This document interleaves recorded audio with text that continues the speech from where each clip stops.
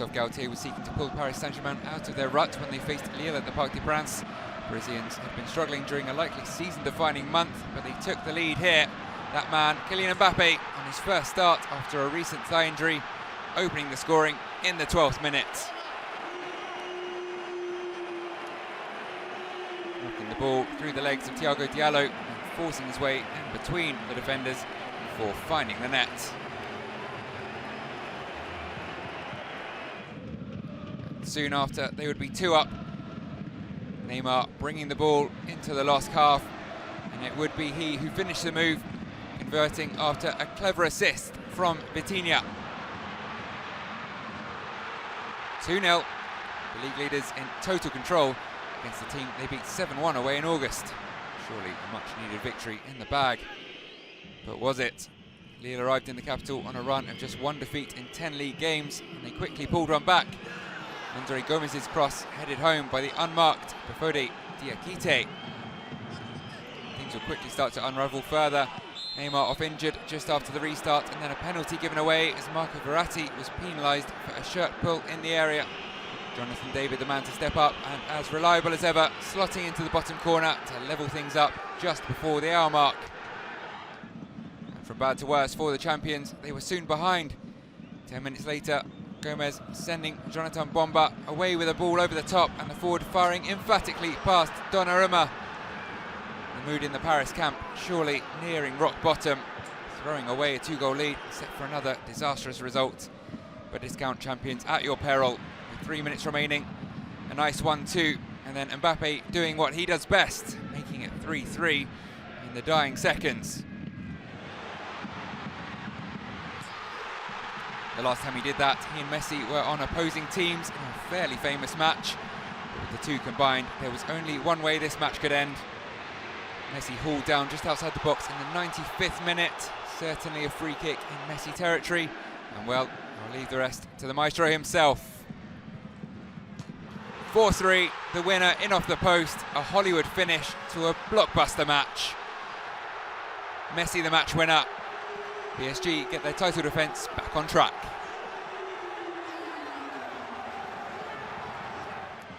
Toulouse had the opportunity to avenge a lopsided 6-1 defeat to Marseille earlier in the season when they welcomed les Olympiques to the southwest in the weekend's final game.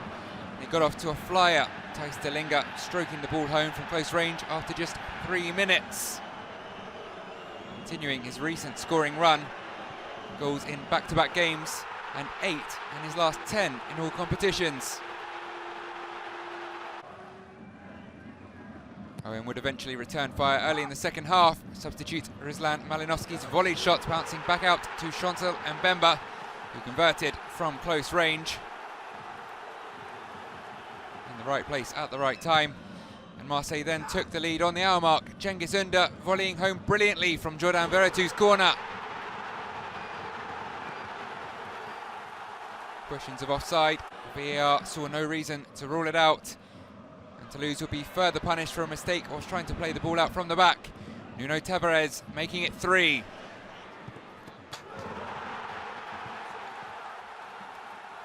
Former Arsenal man Guendouzi finding the Arsenal low knee, bursting to the box and beating Dupé at his near post. Ebele pulled one back through another impressive volley, this time Ado Onaiwu firing home in the 87th minute, but it proved to be too little too late for the hosts. Marseille remain undefeated against Toulouse in their last 19 in all competitions and keep pace with PSG at the top. The Brest side on a winless streak hosted a Monaco side on a winning streak on Sunday afternoon. Perhaps unsurprisingly, it didn't take long for Les Monégasques to score for the 34th successive league match. Aleksandr Golovin slotting Wissam Ben Yedder's instinctive cutback past Marco Bizot. Russian opening the scoring for the 5th time this season. And despite Brelin Bolo being denied his 13th goal of the season by a marginal offside call, the visitors would double their lead soon enough. Another substitute in Maron Boadou, clinically finishing from close range after Lilian Brassier failed to deflect a low cross.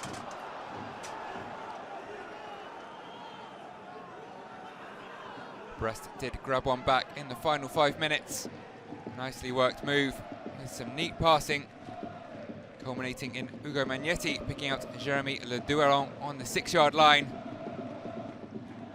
But it would be simply a consolation. Monaco extend their unbeaten league run to 9 matches and keep up with the other podium sitters, whilst Brest remain outside the drop zone on goal difference alone. Lens returned to home soil with a chance to end their season-high 4-game winless run in the league when they took on Nantes. And not content with producing one stunner at Lyon last weekend, David Mercado fancied another. Curling into the top corner, 2 goals in 2 games, both beauties. And just 2 minutes later, it was 2.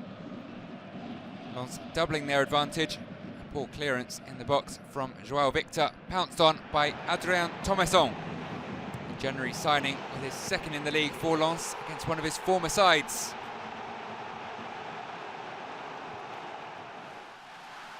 Nantes did pull a goal back 5 minutes before half-time. Florent Mollet saying to Mercado, anything you can do. His curled beauty crashing in off the underside of the bar.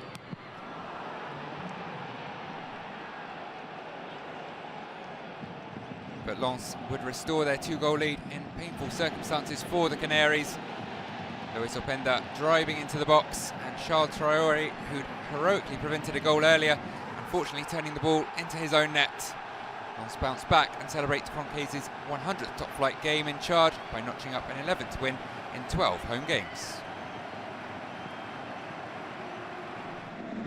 Rennes took on Clermont at Roazhon Park, with the hosts looking to get their push for the European places back on track after a painful couple of weeks. And they deservedly found the breakthrough late in the first half, albeit with the help of a lucky deflection. Arnaud Kalimwendo's effort looping up and over the goalkeeper, Maury Dior. Frustration for Matthias Biatesca, getting a boot to the shot, but only helping it find the net. And they made their lead twice as comfortable in the 65th minute, as Karl Toka Akambi's shot was parried into the path of Kalimwendo again, who had the easiest task of turning home into an empty net to double his tally for the afternoon. Rennes end their 3-match losing streak and reclaim their top 5 spot. Clermont remain 12th, but have now gone 5 league matches without a win. Lorient hosted relegation-threatened Ajaccio, with both sides looking to bounce back from losses last time out. On this occasion, it was the hosts who took control from the very beginning and were awarded a penalty after a mere 4 minutes when Umar Gonzalez mindlessly handled cross.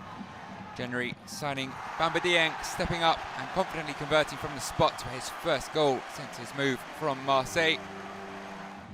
And it was another Lorient January signing that showed the quality needed to grab a scrappy game's 2nd goal.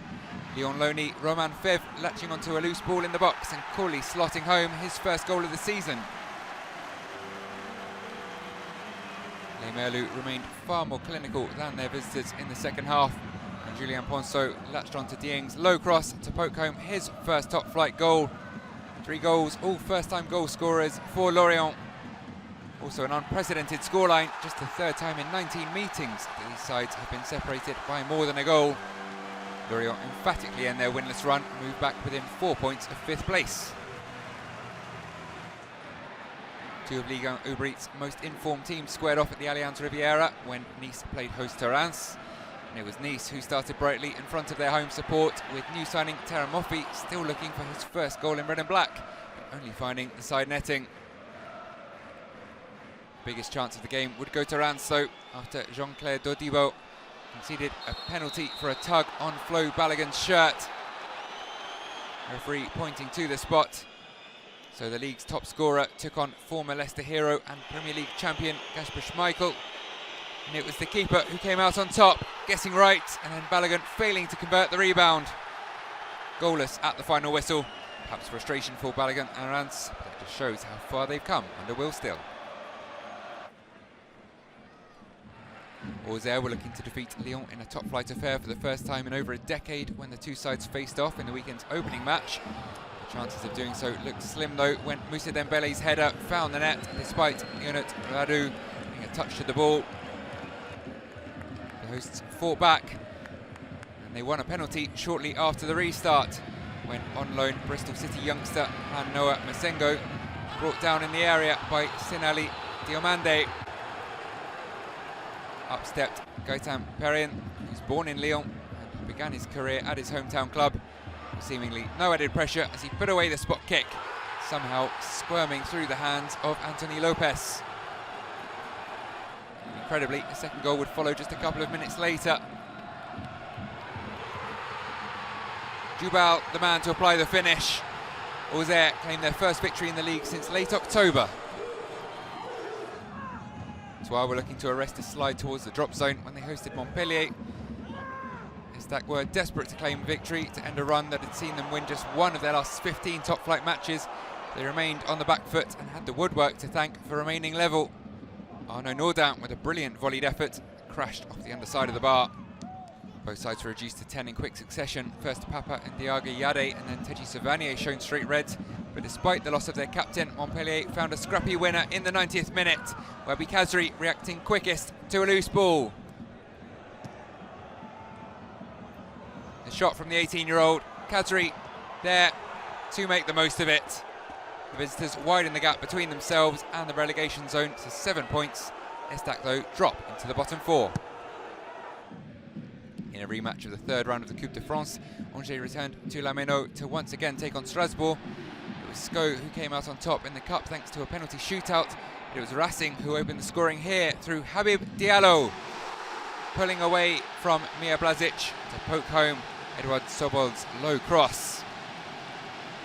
His 11th of the season. New manager Frédéric Antonetti pointed to his new role on Valentine's Day, pleased with what he'd seen so far, and the promising early signs for the new manager continued in the 42nd minute. Kevin Gamero denied, but Diallo there to find the net again, sending a looping header over Bernardoni to double his side's lead, make it 12 for the season. Visitors did eventually pull one back from the penalty spot. Sobol barging Abdallah Sima in the box, referee pointing to the spot. Nabil Bentaleb holding his nerve to convert, sending Matzels the wrong way, but it would be just a consolation. Strasbourg move out of the drop zone, up to 15th.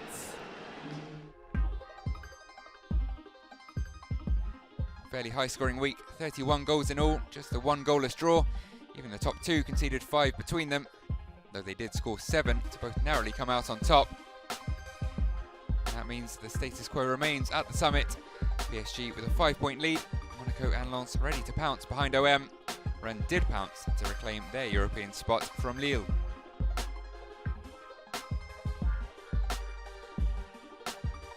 At the other end, Angers now look totally adrift, 8 points below Ajaccio, with just 3 points covering 15th to 19th after Strasbourg clawed themselves out of the drop zone. Matchday 25 sees perhaps the biggest match of the year, the latest instalment of Le Classique, which could have a huge effect on the title race as PSG look for revenge for their cup exit at the hands of their rivals.